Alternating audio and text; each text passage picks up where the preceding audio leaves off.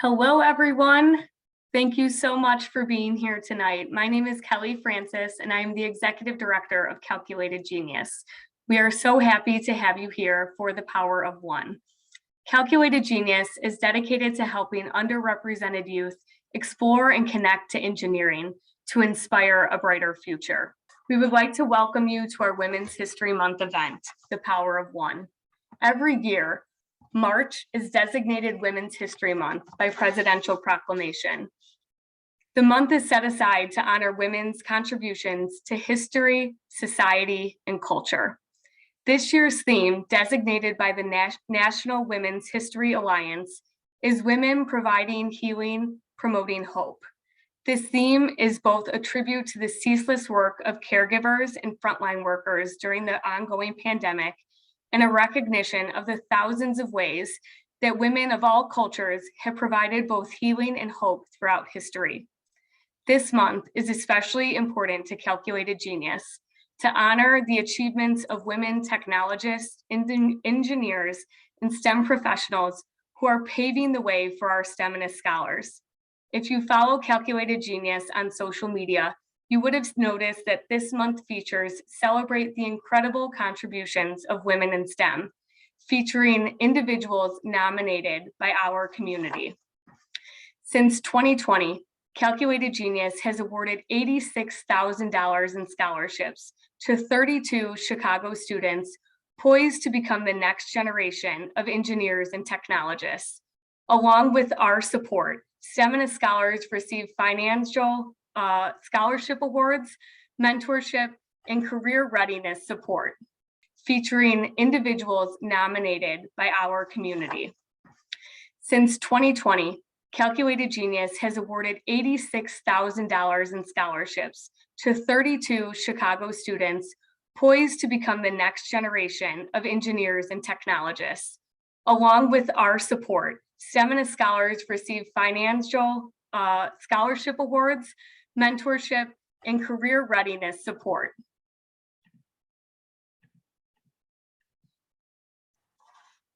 We work to inspire these women to see themselves as capable, confident, and necessary in the 21st century economy. We provide a supportive community of like-minded professional mentors to share the positives and the challenges that they have faced in their education and careers, all to impart a sense of belonging in the field. For me personally, our STEMINIST Scholars in our community provide hope for a future filled with diverse representation in engineering and technology. We hope that you are buckled up to see what they have to accomplish. We would like to thank Motorola Solutions Foundation for their grant and support of our class of 2021 STEMINIST Scholars, as well as the sponsors of tonight's event, PM Group, PNC Bank, HNTB, Burns and McDonnell, and KDM Engineering. Their support is so much appreciated. Our goal for this event is that you leave here inspired by the power each one of you individually brings to the world overall. Historically, the path to pursuing a STEM career as a woman presents many challenges, but also many rewards. Tonight, our program brings you the stories of phenomenal Calculated Genius members who will discuss some of those challenges and rewards to help you prepare for your future paths, no matter the direction you choose to go. To begin, it is my absolute honor to introduce you to our founder and president, Kimberly Moore. Thank you so much. Good evening. My name is Kimberly Moore. It's a pleasure to be here with all of you. I first want to start off by thanking our sponsors once again, our powerful board, and of course, the one who put all of this together, our executive director, Kelly Francis. So my story starts off, and I hope you don't mind, I'm winging it. I don't like speeches. I don't write speeches. I like to just speak my truth. But my story does start off, and it focuses on the effect that the power of one can have in our communities as well as on the world. I am a native Chicagoan, born and raised on the South Side, first-gen college student, college graduate, business owner, you name it. I grew up loving math and science. And even though my parents really couldn't help me and didn't have those backgrounds, they did not try to adjust my path. they encouraged me to stay with whatever pathway I had. I did go to Whitney Young. Shout out to Whitney Young Dolphins. I was a student athlete, couple different athletic sports. I'll let you figure it out. But I was able to use that ability to also take it to college. I chose the athletic way versus the academic way, mainly because I wanted to go to school completely for free. And at that time, that was the best option for me. But I didn't really know at that time what I wanted to be. I didn't know what an engineer was. During elementary school career days, we didn't really have engineers. We had lawyers, doctors, we had police officers, we had firefighters. We didn't really have engineers. So I didn't really know what I wanted to be. I knew I wanted to do something related to math and science. I got to college rather, and I talked to a college counselor, and I said, hey, I want to do something with computers because computers is a thing, and I want to do something with engineering. So how about computer engineering? That was not also myself. That was not also a field to go into at the time. I had to pick one. So they had the suggestion of taking a programming class and taking my engineering classes.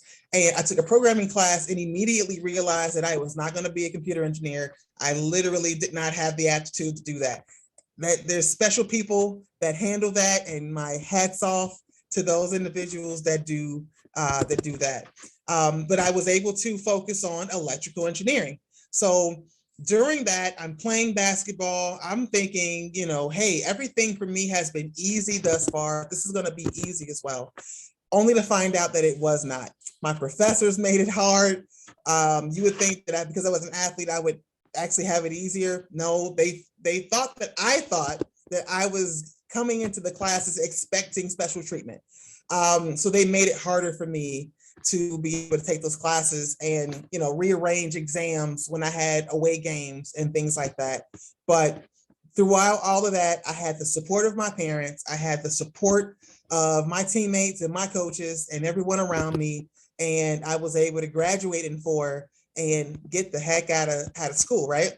But during that time, the one thing that I did not notice was that I was the only one. I was the only one in the room that looked like me, that spoke like me, that came from the background that I came from. So I didn't really notice that until I graduated. Once I graduated and got into the corporate world, that was eye-opening for me. It was my first job. They didn't even have a women's restroom where I worked because most women did not go into that field. So it was definitely eye-opening. I had the support again of my family and my friends, and we were able to kind of just move through it. But I also had my ego, right, that told me that I could do whatever I wanted to do. My ego was like my best friend. And I'll tell you how that is good and bad in a little bit. But we got through. I figured out that first job was not necessarily the job for me. I went back to school and I restarted in a different engineering field and said, you know what, I'm going to start here. And I did. I started there and I rose really, really quickly. And there was something that people saw in me that allowed them or that had them wanting to help me, wanting to see me grow, wanting to, help my career. Allyship is very important. And I was very, very fortunate to have allies that believed in me, even though I did not know at the time that that's what they were doing. I was still, though, the only one in the room that looked like me. But again, did not let that, stop me per se, and which was a good thing. But I got to where I felt was the glass ceiling at my prior company and decided, you know what? I have built this business for you. I have been able to get this revenue for you. I've been able to get these clients, do these contracts, develop these rates, these processes and procedures. Oh my gosh, I'm a genius. It's time to start my own business, right? Wrong. That was the beginning of the recession. I had never gone through a recession before. And immediately following that, I had a lot of family issues. My dad got sick, my grandmother got sick, and I'm taking care of all these different people. And it just got to a point where I said, all right, you know what? Maybe I'm wrong. I need to relax, right? Maybe I'm wrong.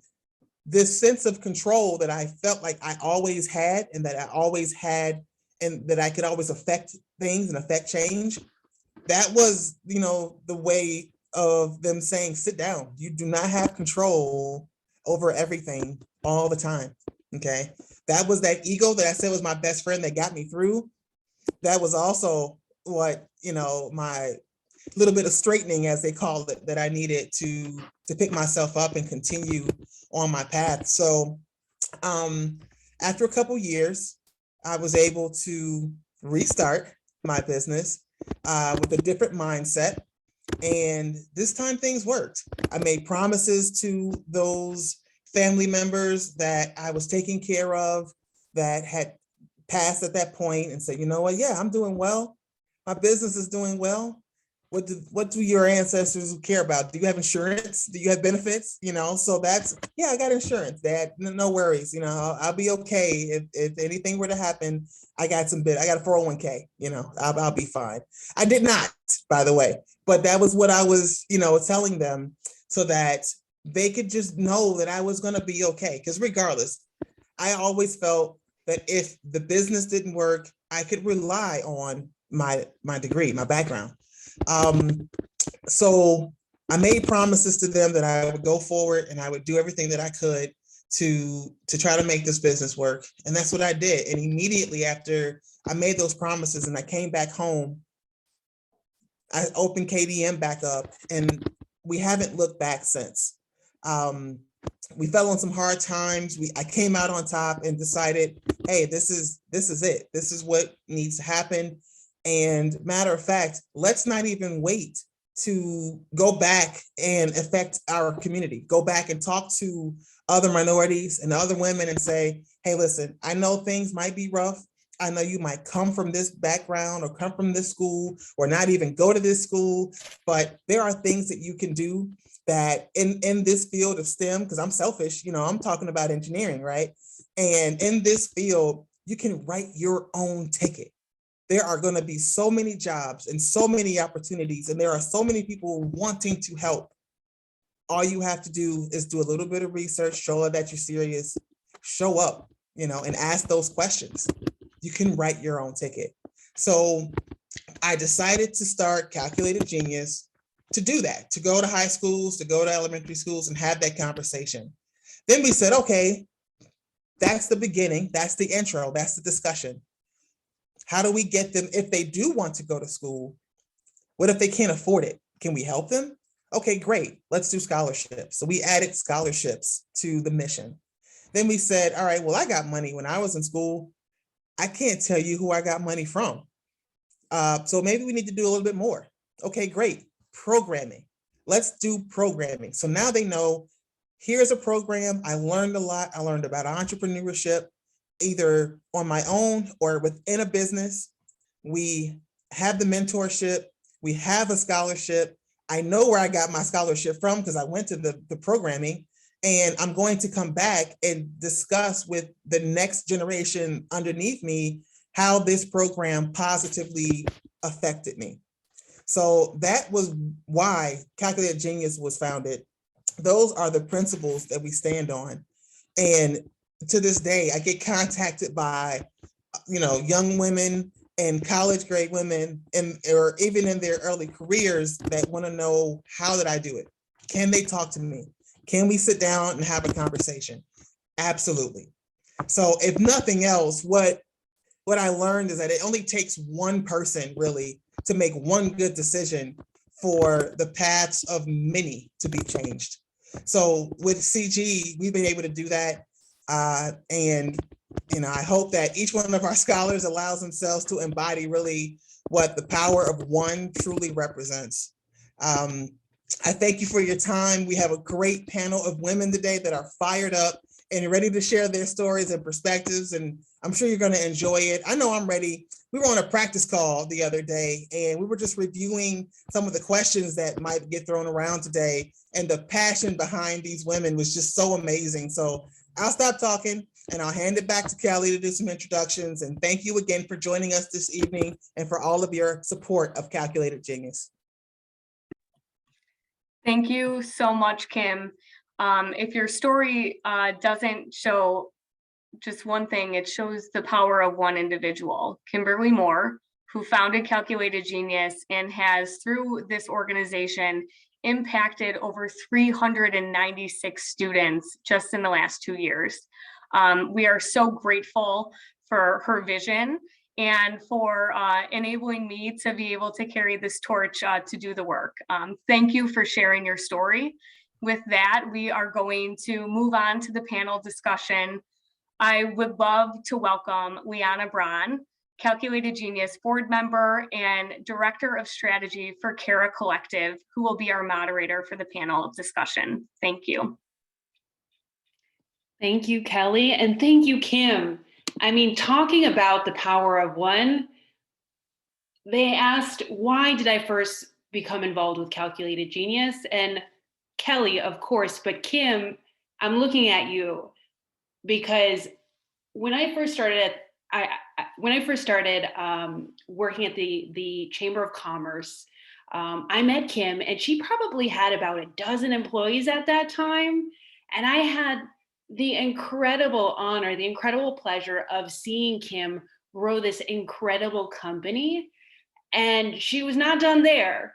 She created Calculated Genius because she wanted to make an even bigger difference in this industry, to invite more women, to invite more people that have, faced challenges, found themselves to be the only person in the room over and over again, and extend her hand and welcome them into this space so they could also contribute their talents and their brilliance. So power of one, again, goes back to you, Kim. I'm here because of you and all that you're building. We are in this virtual room today because of you, and that's where we're just getting started. And the second thing I want to share before I hand it over to our incredible panel is that Calculated Genius is also really important to me because right now I'm actually working at a nonprofit where we help people that are also very skilled and motivated, but they're struggling to get a job. And it's because of a lot of different barriers. So some of them have not had the benefit of being able to access different kinds of training or education. Also, about half of the people that we work with have been previously incarcerated. But even when you put some of those incredible barriers aside, what's common among these people is that they haven't been exposed to different industries. They haven't had the financial support or even the people behind them that can make sure they can actually get connected to opportunities in these industries. So another really important reason to have conversations like the ones we're having tonight, where we get this chance to look at so many different exciting paths in growing industries like engineering, like technology, and we get to showcase the stories of people that have been making contributions to these incredible industries and companies and spaces. When I think of my own career, I think of the best way to understand, what are the opportunities, what are the careers that I could take advantage of. The best way to hear that is directly from other people, understanding the experiences they've encountered themselves. So that's why, again, we are so lucky to have 3 incredible women that have been making a difference in this space. So with that, I would love to welcome our panel, Davina, Iris, and Maite. So I'm going to start with Davina, and I'll ask you, of course, just start by introducing yourself, but would love to understand, how are you involved in STEM, and tell us even one woman or mentor that has helped you on your own journey. Yeah, sure. Hi, everybody. My name is Davina. I am an immigrant Indian woman. I moved to the U.S. when I was 8 years old in the year 2000. My dad got a job here after working in the Army for over 20 years and became a Java developer here in the U.S., which he will argue that if you just knew the word Java, you would be able to get a job in the U.S. at that time. And so my journey with STEM honestly starts with him. I would keep asking him, like, oh, what kind of extracurricular should I take in high school? Like, how you get those like elective classes? And he was like, of course, you're going to take a programming class. And I was like, no, but I really want to take ceramics. And he was like, no, like, you're not doing any of that stuff. I'm like, yeah, but we're like required to do an art thing. So like, I have to. He's like, you're going to take the most practical art class possible. And so I took photography, which I loved, obviously. And when I was growing up, it was really difficult for me because I was constantly combating the fact that I was like clearly born an artist. I don't know if you can tell from my background. And the tattoos and everything. I was clearly born an artist, but like my father was just like molding me to become an engineer in just the most forceful possible way. And I would say, I know we're supposed to pick a female mentor, but that man has literally stood by my side in ways that I can't even bring to tell you. Like I haven't believed in myself probably throughout my entire career, except he's right there. And he's like, are you serious? Remember that one geometry class you took and then you were getting a C, but then we sat on the table together and then you got an A. And those are the kinds of stories that like repeatedly throughout my life, I have been able to draw strength from, and he really supports me in that. So I started off with getting a degree in computer science at the College of Engineering at UIC. And man, I was one of 3 women in my graduating class of 300 people. That was rough. Now there's at least more women who are going through the pipeline, but at the time it was really, really challenging. There was some negative things that would come our way just because we were women and we had like women specific programming. But the strength that I got from the other women who were in the program, incredible sisterhood. I can't even imagine like going through that, my journey today, let alone that journey at that time without them. And meeting them and meeting the folks who I ended up meeting in my undergrad class really helped me see the things that I was really good at, which was finding patterns, talking to people. I am today a staff cloud security engineer at a cryptocurrency exchange. And it's through all of the difficult, hard things that I've learned, and not only in my degree, but also like throughout my career that has kind of gotten me to this point. And I also founded, because of UIC and my work with women in computer science, where I helped start the first Girls Who Code chapter in Chicago at UIC. It's been going on for over 8 years. I was an instructor there for over 6 years. And I taught everything from like basic Python all the way to really, really advanced to cybersecurity. And in one of the moms of the students, so Girls Who Code, if you're not aware, helps girls who are from anywhere from 6th grade to 12th grade. And one of the moms who would bring her daughters on a regular basis every single week, she would bring like her 3 daughters, who are not in my class, by the way, listened to me talking about cybersecurity and decided that she wanted to enroll herself into a master's program in cybersecurity. And so every time she would bring her daughters, she would also ask me questions about cybersecurity. And it was just the most incredible feeling ever. We're there to mentor these girls, but to look at this woman who her entire career changed because she saw me teaching and she saw herself in me. Though I'm not an African woman, she saw herself in me. And it was just such a beautiful experience that I knew that that's the thing that I really wanted to do. I wanted to help women who kind of missed that boat in computer science that's going on right now, where there's like over 1,000 students at UIC now in these classes.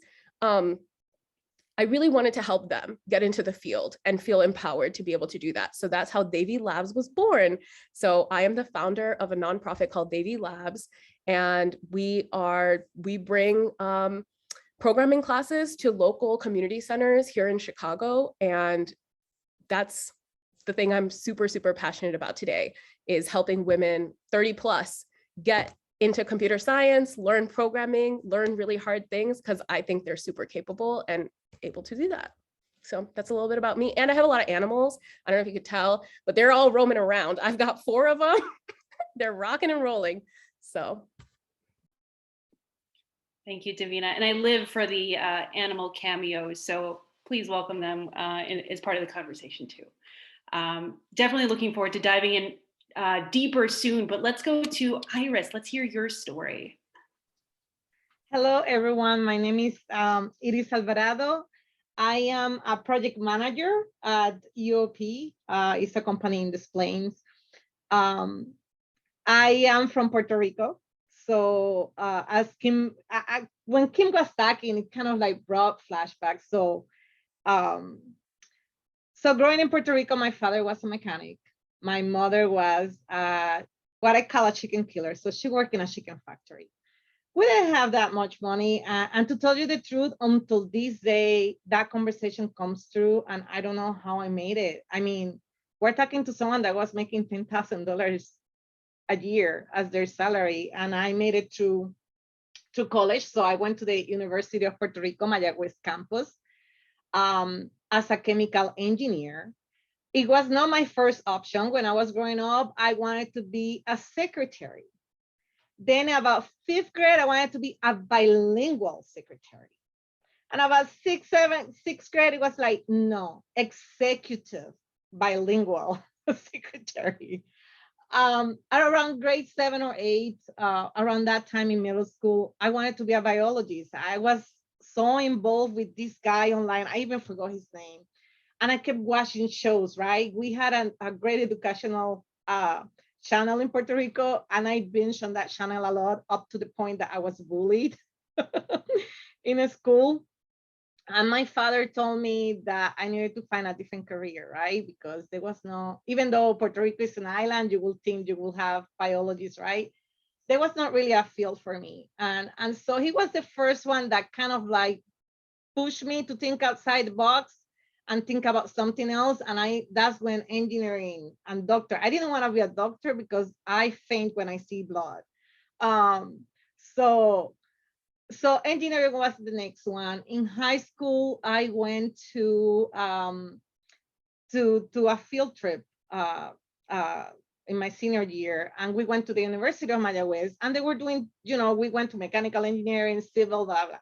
When we got to the chemical engineering department, they were doing testing with monkeys for finding a cure for diabetes. My grandfather had diabetes. So at that point, I decided I wanted to be a chemical engineer. And I applied for it. I got in because I have my grades were really good. So it was not difficult for me to get there. One of my mom's colleagues, her supervisor told her that I didn't belong in college.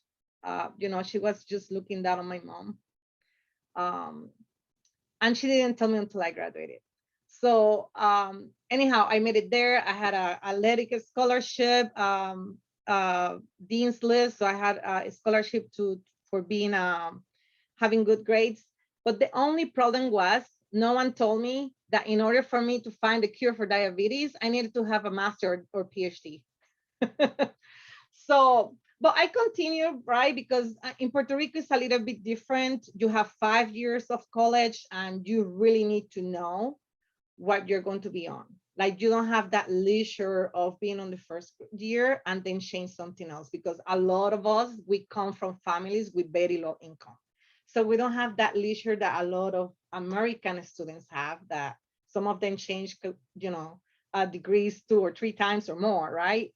Once you're there, you're set. And especially for chemical engineering, we had like specific classes starting from the get-go. So I continue. At some point, I got injured. I don't talk about this a lot, but I got injured as a student athlete, and the bottle became my best friend. So I got depressed. And I decided I needed to leave, right? So I went to NC State in North Carolina, and I was here by myself. I made the decision to transfer, and then I graduated it. And about a year before I graduated, I was ready to go back to Puerto Rico. Like my white, with no offense, my American friends, my non-color friends made my life very difficult.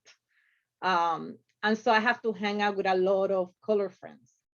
And those were the people that really helped me to get through. And my mother reminded me the other day that she actually had to sit me down and say, no, you're going to finish what you started. And I did. And I am 20 years later, I am in the best role. This is being a project manager. That's what I love the most. My road has not been a straight path. It has been full with roadblocks, either by other women or by other males that feel threatened by me. I wouldn't change it, because what doesn't kill you make you stronger, right? Or something along the line. But that's pretty much how I got where I am. As a role model, I have a lot of different mentors. I think that the last mentor that I had, I was put in a company program last year so I could get progress. I met this fantastic woman, and we were so compatible that we had a joke that if they leave us alone, we will run the company. Seriously, if they leave us alone, we will run the whole Honeywell company, because we will get things done. So she was excellent. She was a great mentor. She will analyze stuff with me as part of a review, and then she will look outside and beyond the perimeter of the stuff to see how I could improve, or if I needed to improve something, or how I could get better at that. So I have great mentors right now. She's one of them, and I have other different mentors in different departments, but pretty much that's how I got here. I haven't created anything great like every other women. So my main thing right now is anyone that wants me to talk, I am available. You're right. I am here for you. I have been doing a lot of STEM programming with work, which is what I love the most. We do so much stuff at work. And I am also heavily involved in my community and other nonprofit organizations. And that's pretty much my story in a nutshell. Thank you. And I probably would argue with you about not creating something. I think I know that you've been creating things along this whole way. And to our theme of a power of one, I heard on many points in your story where you are constantly touching other people. So thank you for sharing your story. You are absolutely also creating things and impacting many, many people.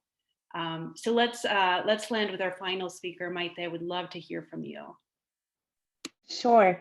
Thank you for giving me the opportunity. I think I'm the only one that's based out of the East Bay in San Francisco. But I'm so glad to be able to talk to folks from Chicago. My story is very, very similar to everybody's. I'm also an immigrant. I came from Mexico. Also a very, very similar path as Iris, because my career has not been a straight line. It's always been met with bumps, setbacks, successes. I am a product of a bunch of economic downturns. The first one of which was 1995. It was a huge economic crisis in Mexico, and we had to migrate. That was a very, very painful time in my life. Sorry, again. It was quite impactful. My most important mentors were my parents. They showed so much resilience. And unlike some of the panel here, I didn't receive any kind of guidance. I came to this country not knowing whether there was any scholarship available to me or any help, really. So I started out on a trajectory of communications because I thought that was going to be the thing that I needed to do. I started meeting a bunch of people that I actually connected very well with. And they said, you know, you're really good at math, so you might want to take accounting courses or economics or any of those courses that are STEM related. And to me, it had been implanted from society and cultural expectations that I got into more of a nurturing role, like teacher, or more of like a secretarial role, if you will, even though I had this passion inside of me to really solve problems. I'm also very interested in society at large. And so I could not find my way to really understand what is it that I wanted to do in my life. And so I ended up choosing economics.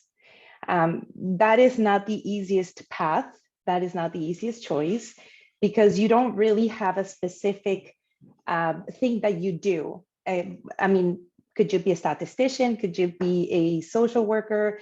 It takes you many, many places. And what I found out was that most of the folks, which were predominantly male, that got on the economics path, they ended up going to law school, or they ended up going to getting a PhD. Unfortunately for me, I never really got into those opportunities because they typically would go into clubs that were where only the males were invited. And so I didn't really have that awareness or consciousness of these groups. So I really let destiny really take the hold of my future. And I just discovered that I was really good at whatever I set myself to do. And that was great, because despite the fact that I had this burden of having to migrate to another country, I was really good at what I was doing. And people noticed. But unfortunately, most of the experiences that I had were always male dominated. And so I never felt like I had a voice. I was always the only one in the room, or mostly. So I took it as the social contract of the time. And it was painful. It was incredibly, it set me back for many things. But what it did to me, it built me up. It built the sort of resilience that you really need in order to face life challenges. And so again, as I said before, I am a product of economic downturns. And so in 2008, there was another economic downturn, and that also took me from my hometown of Miami, where my parents live, to California. And it was easy to find a job because I could do most things. So basically, I became a jack of all trades, a master of none.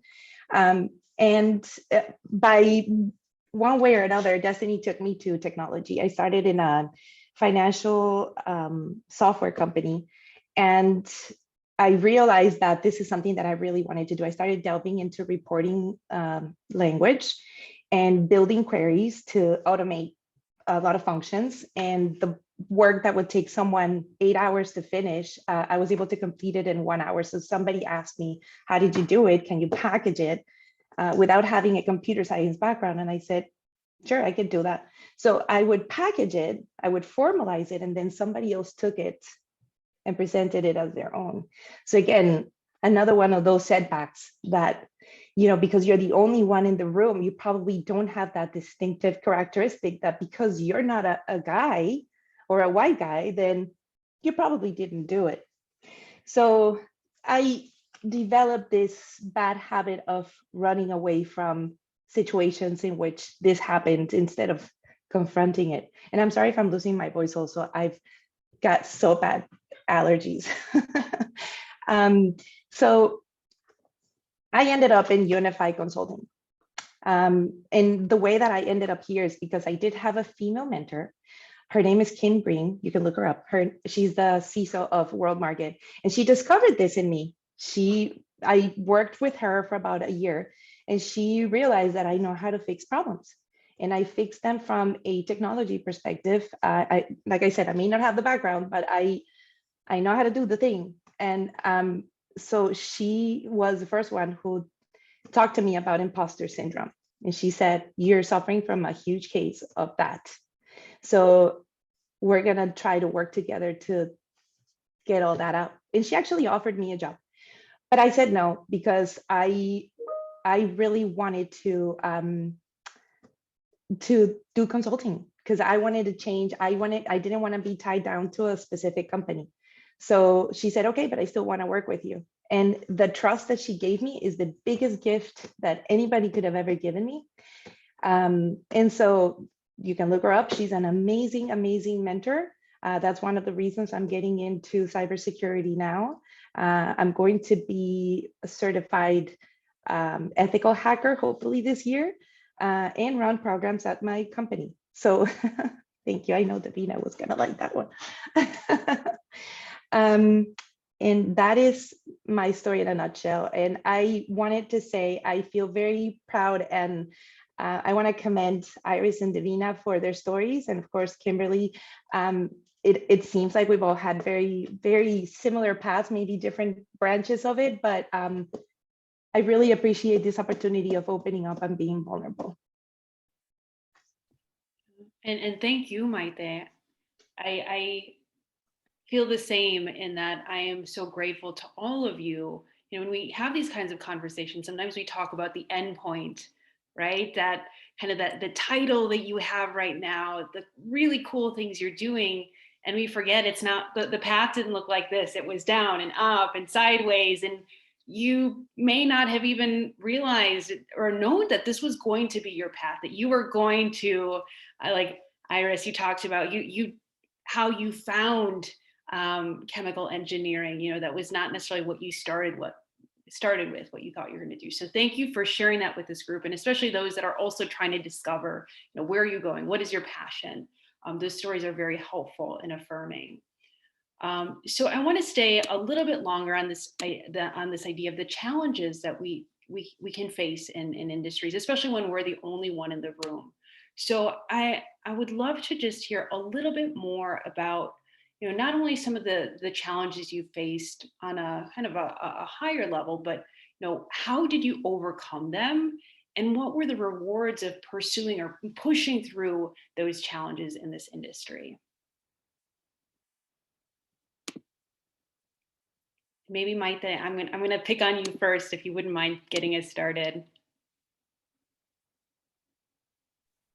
Sorry, I was on mute. So what I think the question I heard was the challenges that I faced as a woman in STEM, correct? Yes, and tell us how you have overcome those challenges and the rewards of overcoming those challenges. Yeah, again, I think the biggest one has been feeling like I'm the only one in the room and I'm the only female perspective. It's always been an issue.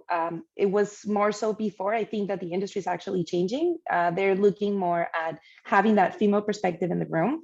And what I've done to overcome that challenge has been to identify always an ally or an advocate. I think that's extremely important, because if you admire someone's perspective, you can use them as a sounding board to hear your own voice, to see what the impact of those words are. That helps me gain this insight and my perspective on how I communicate my ideas effectively and in an impactful way. And what's rewarding about it is that I have earned my seat at the table. I've typically come into the table with very well-resourced formulations of my ideas. But I think that what's been very rewarding is that I've become very open and vulnerable also in these situations. When you remain curious, when you remain open to feedback, you keep growing up. There's nowhere but up. I think that a lot of us, when we get to a certain age or when we get to a certain point in our careers, we feel like we're the ones with the voices, and we probably are, but there's always room for growth. There's always room for improvement, and having a sounding board from someone that you truly admire is the best way to success, I believe. Thank you. And I want to call something out. I heard you say, you know, you have your seat at the table. Actually, just today, someone invited me to think about it as not that you just have a seat at the table, that you've been invited, but I hear all of these stories of people, you are starting your own businesses, organizations, you're creating things, you now own the table, you belong there. It is now your time to bring others there. So I'm so excited to hear that from all of you. Let's go to Davina now. Would love to hear some of the ways you've overcome challenges that you talked about in your story. Yeah, absolutely. I mean, I think that there's like buckets of challenges. Of course, there's the, you know, like being the only female in the room, which very easy to overcome that when you have a parent who literally reminds you that there is a country in India where half of the people there are female and half the people in the colleges, in the College of Engineering, are female. So, you know, there's like, it's just a societal thing that we have in the US. It's not everywhere. And there's female engineers everywhere, right? And that country is a testament to the fact that like females can be engineers. So he continuously reminds me of that. And I think like the biggest challenges that I have, maybe not now, like maybe I won't talk about the challenges I have now because I haven't quite overcome them. But I think knowing that I can do hard things, like sometimes it's really hard when I join a new job or when I'm learning a new trade or when I'm learning a new skill, reminding myself constantly like, hey, you've done hard things before, like you can do hard things today and in this moment. So I'll give you like a perfect example of that. The job I started last July. And when I started this job, like when I tell you I'm a staff cloud security engineer, you might have no idea what that means. Okay. But anything that they asked me to do, like I have seniority in cloud security. I've been doing it for the last 6-7 years. Okay. Nothing applied. Okay. I was learning completely new things. I was being asked to do things I had never been done, I had never done before.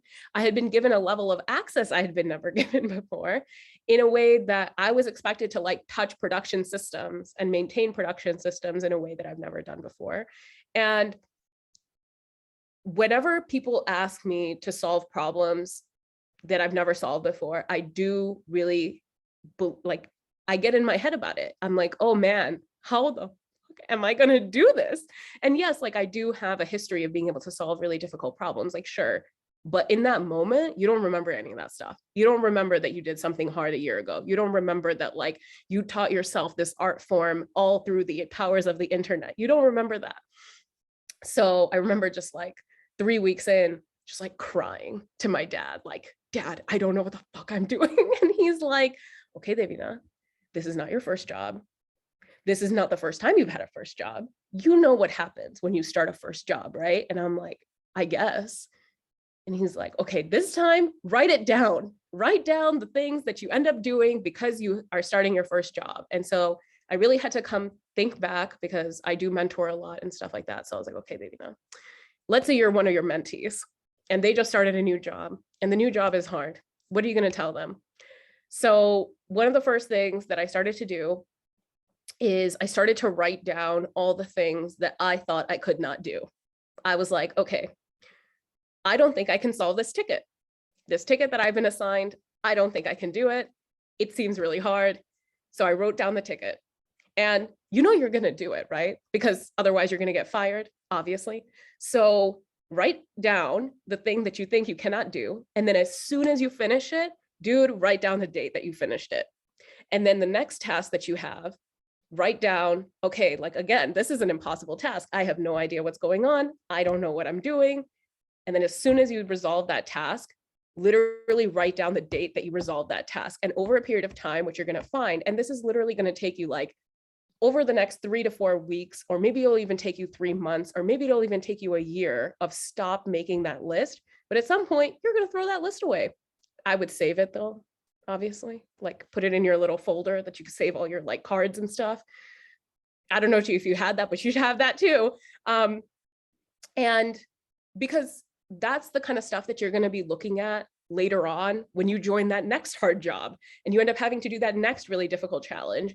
And that's a tool that I've really found for myself, helps just remind like future Davina, like you have the ability to do hard things and you have the ability to do hard things in this specific way, in this job.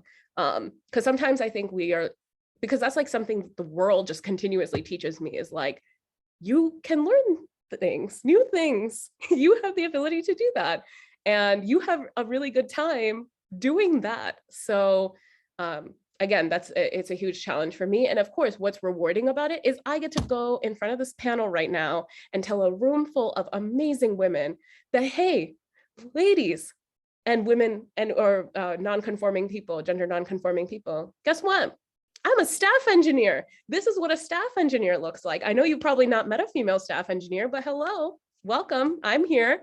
And that makes me really, really proud. It makes me really proud to stand in front of you and to be able to say that.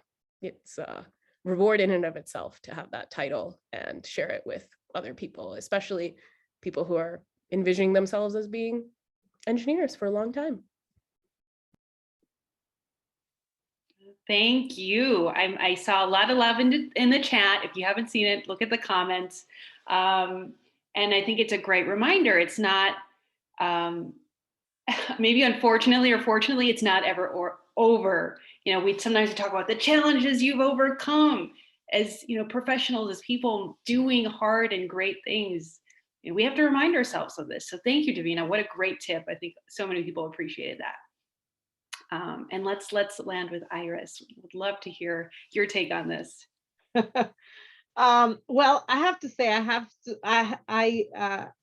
I see myself a lot in Maite and Davina on that. I think that the main challenge for me, I am still the only woman at work. So now, as you guys were talking, I may be the only project manager with the whole UOP company. Like we don't have anyone in the England office. I am the only one in Des Plaines, and I don't think that we have anyone in Delhi. So the current main challenge for me was I was doing the same job that the males were doing. I had 4 projects with 15 units when the males only have 1 project with 8 units. You see the discrepancy? The males get the bonuses, 10%. Iris gets 0. So for the last year, I have to advocate a lot for myself. I think that I became in a point in life. I don't want to say that I don't care, but I am not afraid to lose my job because I am opening my mouth for others. I am looking at these as, if I don't talk now to make a change or try to make a change, my daughter and my daughter's daughter or everyone else's daughter will have to go through this pain. I mean, we have Rosa Parks back in the day. We have Condoleezza Rice. We have all these amazing women that have been opening the door for us to be here. And as a minimum, I should try to be doing the same. So, so I am still the only woman at the table. I have some people early in my career that because I have an accent, I have a strong accent, or because I am so bubbly sometimes, I'm screaming or I am rude. I'm like, this is how we talk. I didn't, you know, there always someone always, mostly a male, making a comment about my talking and the way I address. I even had a manager that told me he didn't like looking at my face. And I look at him and I say, well, this is the only face I have. From now on, we're having these meetings with HR. So you are going to see that. So how did you grow from that? I think that because, you know, the whole path from being from Puerto Rico and having that resilience to college really make my skin thicker, right? And now I'm up to the point that I just want to help. I am using being the only woman at that table to my advantage because there is a big push for inclusion and diversity. And guess what? I am a double minority. So for anyone out there, you're the only female, use that to your advantage. You are a double minority, use it to your advantage. Because we are not white, we have the grown sex, right? So that's what we have to use to get, not being, don't get invited to the table, be at the table because we belong at the table like everyone else. And for anyone that is on the call that doesn't know what is being seated at the table or invited, there is a good talk about someone that I forgot the name. Davina, you remember the name of the lady, right? That she had the podcast. Lily Singh. Yes. Lily Singh has an amazing TED Talk that came out. I'm gonna go find it on YouTube. Yeah. And I posted so find it, listen to it, and get pumped. And so advocate for yourself. I know that for younger people, that might be a little intimidating because you are starting your career, right? But at a minimum, you don't need to be that up-notch like me, but just advocate for yourself, because if you don't advocate for yourself, no one will do it. Thank you for sharing that advice. I love that you talked about from everything from finding an advocate, finding those allies and people that can support you, but also advocating for yourself. I love that, Iris. My next question is, Going back to that idea of having a seat at the table or belonging at the table, we might have some people in this very virtual room who are asking themselves, do I belong in this space, in this industry? So I would love to hear from you. What suggestions do you have for a student that might be questioning if they belong in this industry? Or even, Davina, like you said, maybe somebody is already in their career, but they're looking and they're interested and they're curious about STEM. So student, professional, anyone that's curious about whether they belong in STEM, what suggestions do you have for them? Will that be okay? So I can talk really quickly, and Davina, you can jump in. So I want to come from what I mentioned about advocating for yourself. So try to advocate for yourself, right? We are not perfect. So sometimes what helped me a few years ago, I joined Toastmasters, because I say a lot. So always find a way to improve yourself. And that doesn't mean that there is something wrong with you, right? That you just want to improve yourself so you can, because once you improve in your talking or something like that, for example, the ideas may come faster. Like sometimes I still think in Spanish translate, it takes a lot of time, right? But as you practice, it will get better. So try to do more things to enhance yourself. Never stop learning, right? I think that I will probably be 90 years old. Hopefully I will last until then, and I will continue learning, because that should be the human nature of being curious and learn and things like that. Be an advocate, follow mentors. I know that, so for some of the college students, you may have your mentor.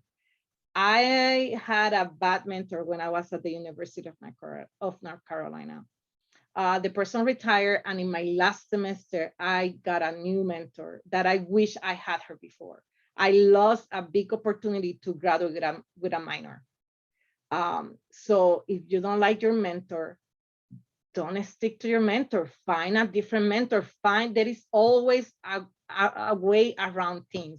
Just in the same way there is always, you always have the law, there is always a way around the law. Just always find that you will be frustrated. Just sit down, think through, calm down, find ways to come around and see that light at the end of the tunnel. And try to find allies. And never, something that I have learned, do not question if you belong at the table. Do not question if you belong at your career. If you want to be a doctor, then go for it. If you want to be an artist, then go for it. If you want to be an engineer, just go for it. Because if my mom would have told me what her supervisor told her, that I didn't belong in college, I wouldn't be here. And my parents are so proud of me. Like my father, until this day, I hear stories from my mom that he brags a little bit about me. But when I go to Puerto Rico, you will never know I'm an engineer. Like I am not dressed up. I am with my raggedy clothes, because that's what makes me comfortable. Because I am still that humble person underneath. So and also that brings me to the last one. Don't lose sense of who you are. The money, if you're an engineer, the money may be right? But sometimes the egos get on your head. And when you stop being truthful to yourself, you start hurting others. So never lose, try to find that little child that wanted to be the secretary or the executive bilingual secretary, and I stick to that. I absolutely love everything you just said. Ditto, 100% ditto. I think like when I was an undergrad, I think my sophomore year was this point in which I was like, I don't know what is happening right now. Like I am learning about generic objects in Java. I don't know any, like what, it's just totally going over my head. And I remember telling my dad, like, I don't think I can do this whole computer science thing. And I just said, like, there's no option, like you pick a different major now, like it's just the major you chose, right? And I remember he used to threaten me like, okay, do you like living in Chicago with your independence and everything, doing this whole UIC thing, right? If you don't graduate, like if you don't pass this class, like you're going to be living at home and you're going to be going to the College of DuPage in your Toyota Camry every single day. Is that what you want? And like, don't threaten me with a good time, but like, please, I did not want to do that. I like absolutely like wanted my independence so badly. And it was kind of like his way of being like, this is how much I believe in you. I believe in you so much. You are my only daughter. I am allowing you to live independently from our house, which is kind of unheard of in the Indian community. And you're able to do all of these things. I believe that you can do this. I believe you are like smart enough to do this. And for a really long time, I did not think I was smart enough to do this. And even when I was in my career, like doing 4 years of undergrad at UIC, learning computer science does not prepare you for a career in cybersecurity. Sorry to tell you that, if that's something I inspired you to do today. It does teach you that you can do hard things for sure, but my first 2 years as a security engineer were really, really challenging. I didn't know what was going on. And can you like sense a theme here? Like me not understanding what's going on really puts me in a really insecure place. And so at the time, even though I didn't really like believe in myself, I had someone else who was in my corner fighting for me saying, but I think that you can do it. So if you think that you don't belong somewhere, find someone, talk to someone, talk about your story. And I bet you 100%, they're literally going to come back at you and be like, dude, I actually think you could do this. Like, I think that it would be really cool if you did this. And I think you would be really badass at it. And as soon as you hear that from someone else, it's almost like you don't even have to believe in yourself as long as the other person believes in you.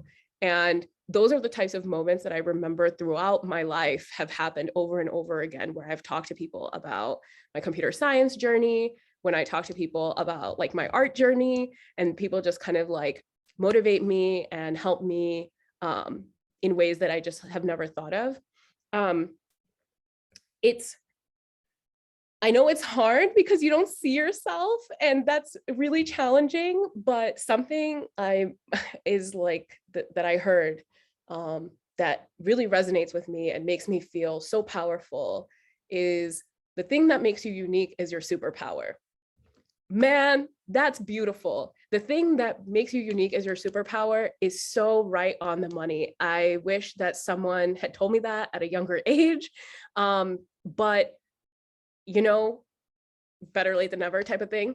And just because I wasn't like able to grasp the technical concepts immediately doesn't mean that I'm not able to communicate those technical concepts to non-technical people much better, if not infinitely better than technical people. And that's what's made me so successful in my career. You notice that other women have been talking about how their career trajectory wasn't a straight line. And that's because prior generations of women have been treated like absolute hot garbage. And I'm so sorry for that.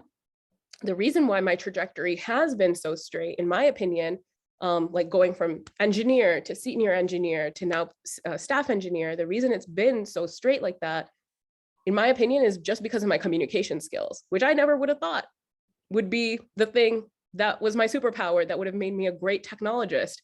And yet here we are. So find that superpower for sure. Thank you both for sharing your advice. I really hope Maite can rejoin and give us some of her advice as well. But you know, while we're here talking about the riches and rewards of technology, sometimes it does fail us, or at least me, it happens a lot. So for now, I am going to move us to our next question, which goes a little bit deeper into the industry, right? So we've been talking about the opportunities that are there. And I would love to just hear, as we can again highlight, what are some of those pathways that people can explore in STEM, because there's so much that's bundled in that. You know, tell me about some of the industry trends that you've noticed that you're excited about, and what kinds of opportunities exist because of some of those trends that you're seeing.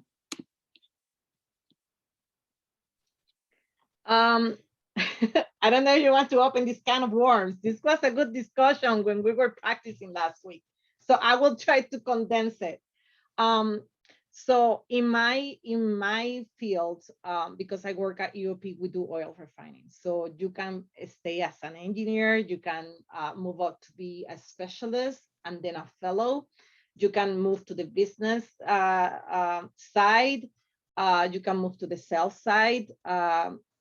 You can stay as a PM like I am. So I am an engineer, and sadly, I am not using any of the stuff that I learned in college. So 5 years of college, and I'm just telling people what to do because we need to get things done. But the biggest trend that we're having right now, at least for project managers, is what is called a PMP. It's a project management professional license. I think that if you were unemployed, the Illinois department will help you get the PMP without paying any fees. But if you have a job, I think that it costs about $1,000 to get the test. So that is the biggest thing. It is on my to-do list. My organization is coming with their own, they're putting all the managers into one organization now. And I believe that their trend will be that instead of going to the PMP license track, they will create their own. So I am waiting to see where that takes me, where that goes. And depending on the result, I will either then get the license myself or just do the one for my work. I think that we have probably over 5,000 project managers at Honeywell. So that is a lot of project managers. So maybe that would be a big push for the whole industry, and it will be very surprising what happens after that.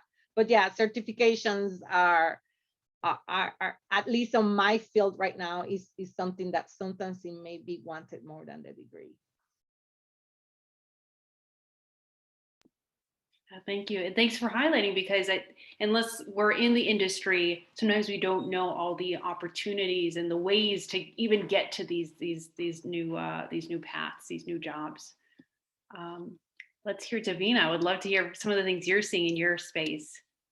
Yeah, for sure. I just like to echo what Iris is mentioning, that if a 4-year degree is not right for you, then there are amazing boot camps that are available that will literally like truncate that time. There's also great opportunities for mentorship that you can kind of like reach out about. I think the biggest difficulty for me, even just like being an undergrad, is you didn't understand like what are all the different career options that are available to you. And when I was going through my undergrad career, I didn't even know I could get a job in security. I didn't even know that. And it wasn't until we had like this scholarship that became available, and I was like, oh, that sounds cool. I could be a little hacker. And then it wasn't, and yeah, like I was pretty good at programming, and this entire talk has now become about my dad. So everyone just like go send him a LinkedIn message and be like, hey, like your daughter just talks so many great things about you. But he basically told what talks about now, like I was such a great developer when I was an undergrad, and he was so impressed by that. And I was impressed by that too. I was able to do some really cool things, but I didn't want to do programming all the time. I didn't want to do it 100% of my career. And that's the only opportunity that we saw when we were there. So during my undergrad, I really this is going to sound so bizarre. Okay. So brace yourself. I fell in love with interviewing, because turns out interviewing is just a test that you get to take, but with your mouth. And so that was like super amazing to me. I was like, I understand all these concepts. I can talk about all these concepts. Now writing them down on paper is just like not my jam. But interviewing became a great way for me to just like figure out, like, not only did I study like Cracking the Coding Interview, which is like one of the best books ever if you ever want to take a programming technical interview. I just started doing interview after interview after interview, because if I wasn't hearing back, it would be something that I would get really upset about. And my dad gave me this great formula. He was like, for every 50 companies that you apply for, 10 of them will email you. Of those 10, maybe you'll get 5 interviews and then maybe 2 offers.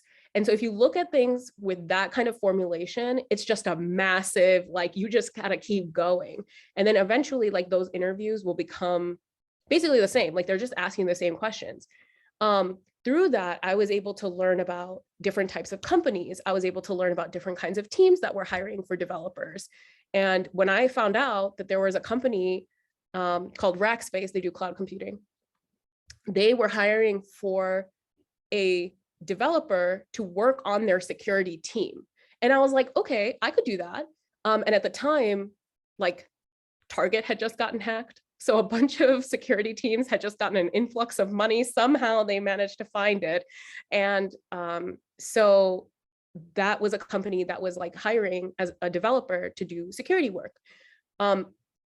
Eventually, I wasn't able to move to Texas to go work with them. But I was like, okay, if this company is hiring for a developer to do security work, there's no way this is the only company that's doing that. So I started reaching out to my network in Chicago because, again, I was interviewing. And I was able to find another job at Orbitz, the travel company, not the gum company. I did not live a life of free gum. Very unfortunate.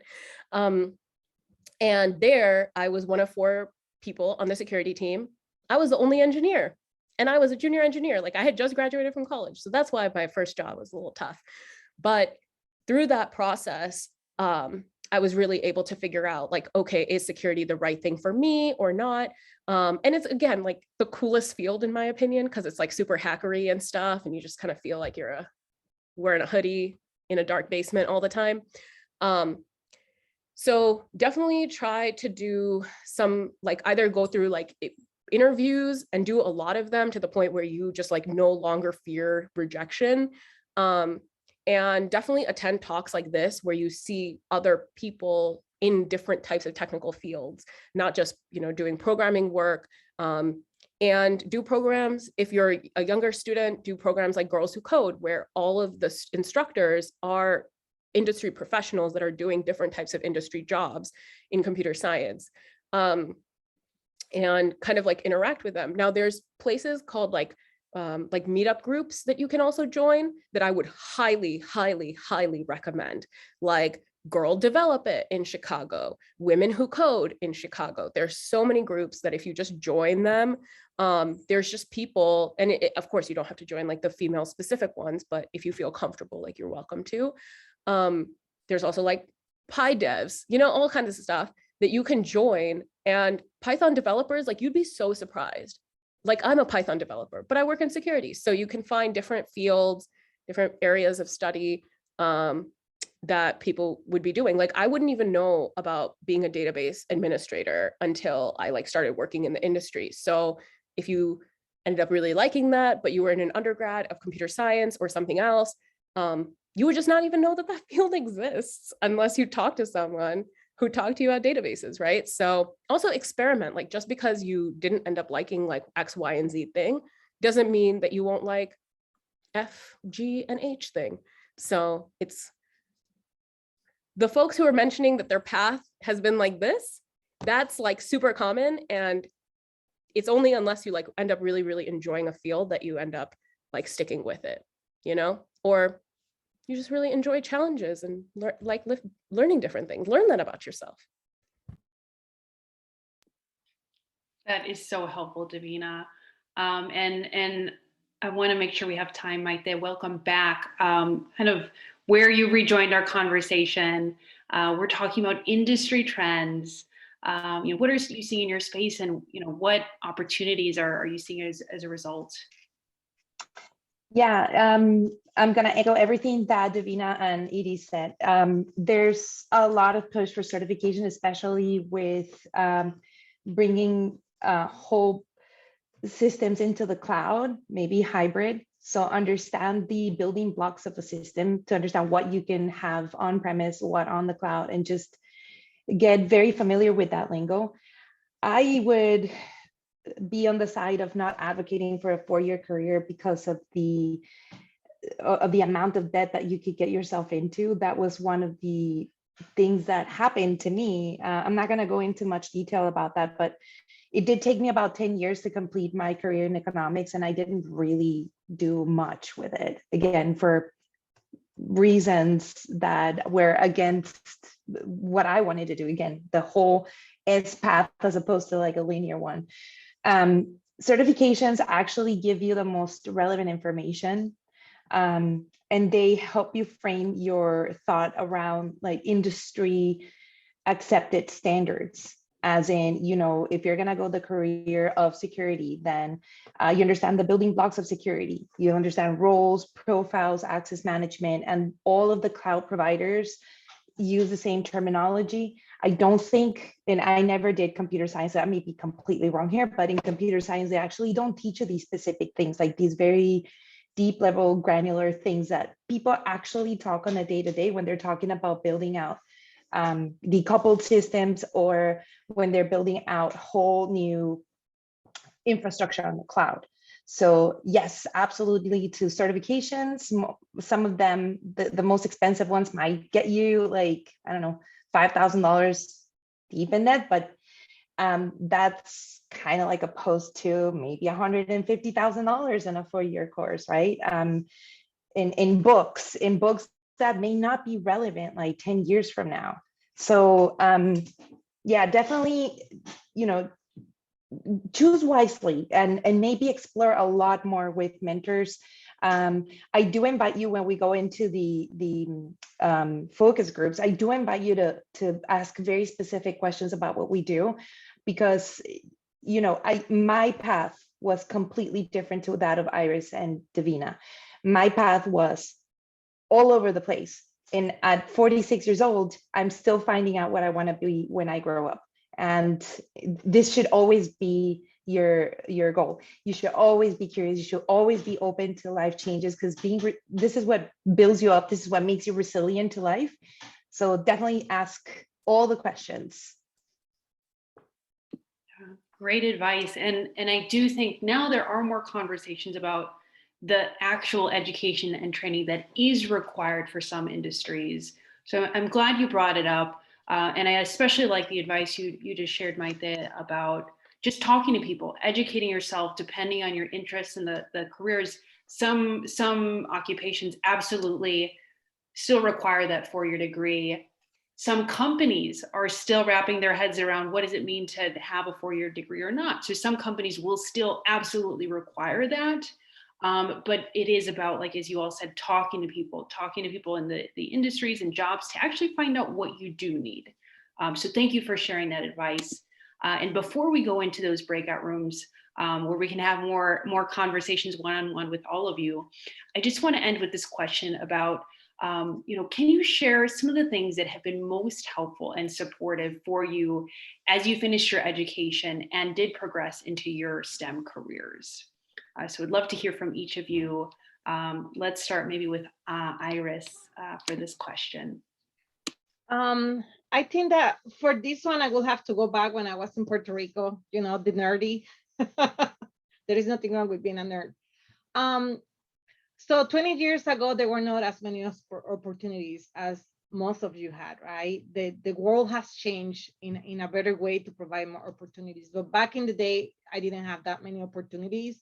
When those opportunities came, I grabbed whatever it came. So in 7th grade, in the summer between 7th and 8th grade, I spent the summer living at a university, doing research and learning new things that college students were doing.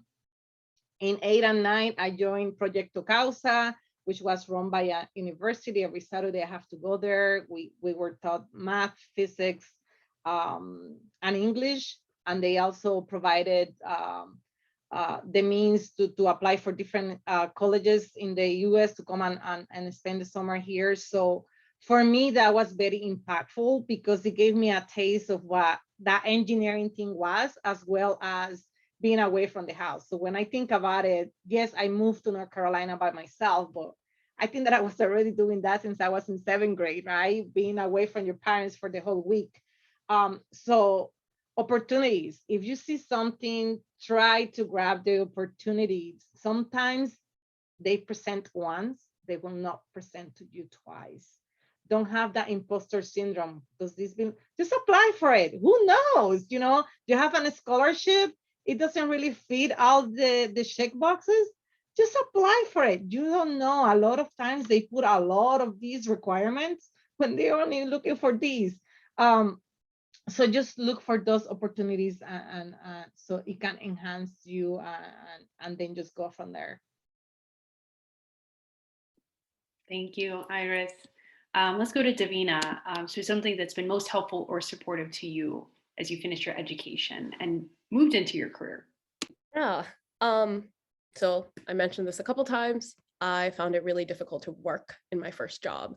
I was learning things that I had never learned before, concepts, working with new people, being the only female junior, and I was a junior engineer at the time at my company. I would come home every day and just think and just like reel about all the stuff I did not know. I would just be sitting there like, oh my God, I'm going to go into work tomorrow and I'm not going to know that thing for that meeting that we have.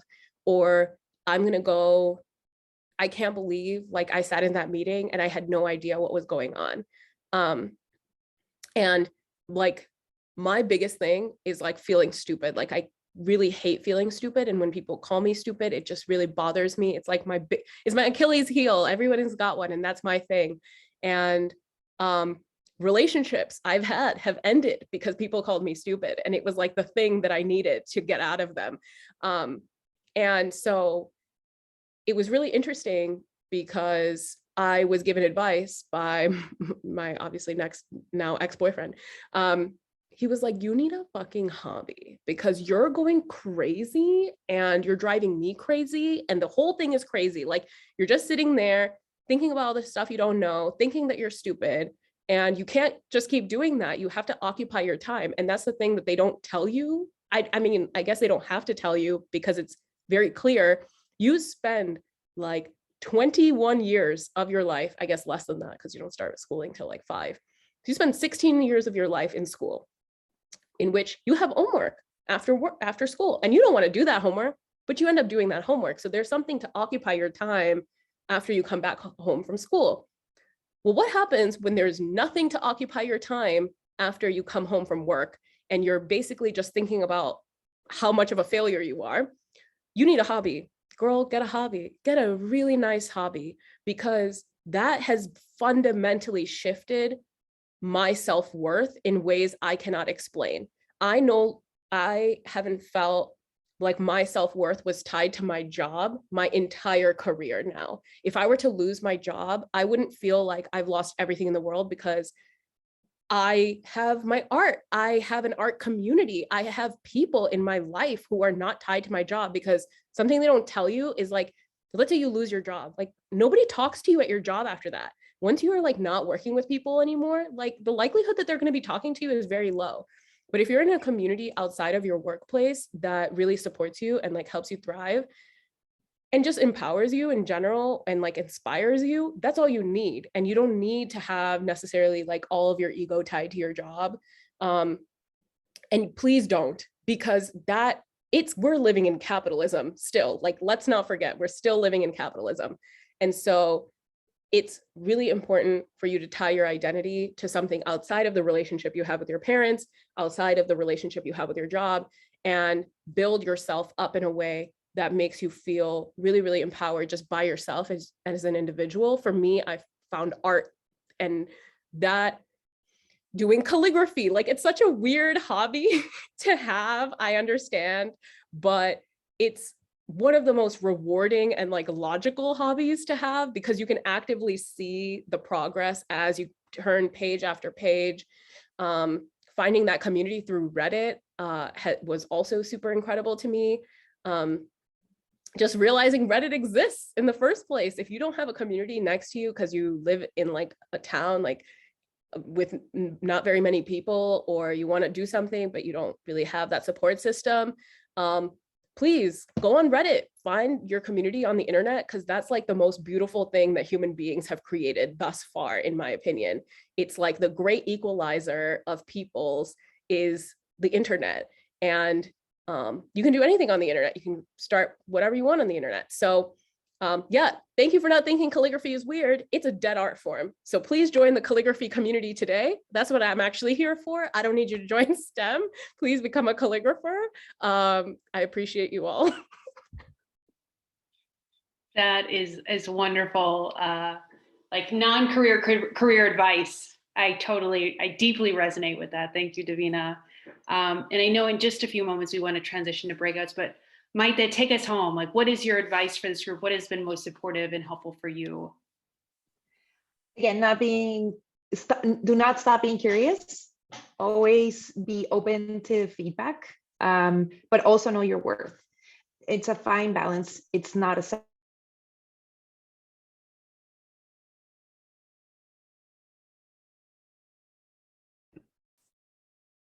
feelings. Make sure that you truly digest what speaks to you, even if it makes you feel uncomfortable. Digest it, but don't ever take labels. Don't ever take the no as this is the end of a road.